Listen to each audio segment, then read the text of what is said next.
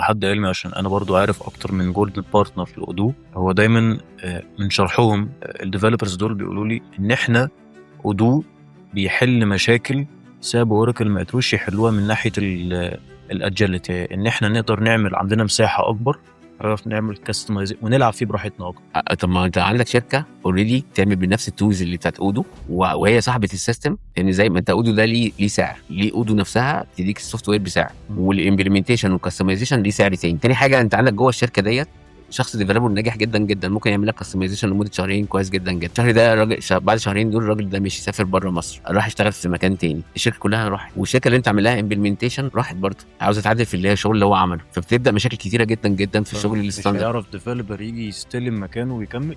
ممكن يعرف ده لو انت عندك عامل سيستم كشركه بارتنر لاودو، انت عامل بقى يعني مجهز نفسك ومجهز الدنيا دي كلها، بس تجهيزها كله بتكلفه عاليه جدا. يعني مثلا شركه زي بتوع جروب لو راحت لاودو بتكلف 5-6 اضعاف الشغل بتاعنا. اقول لك انا مثلا هو بيفكر في فكره، مثلا يجي يقول انا عندي مثلا عندي سياسه بيع، ممكن اعمل سياسه بيع 12 سياسه، عاوزك تعمل لي كل سياسه ليها تمبلت، والتمبلت دي اخدها اركبها جوه السيستم. هو اودو هيعمل كده؟ مش هيعمل كده ليه؟ مش هيعمل، عشان لازم تجيب ديفلوبر هيقعد له بتاع 3 شهور جوه اودو، يقعد يفهم ويقعد مع صاحب الشركه يفهم هو عاوز ايه،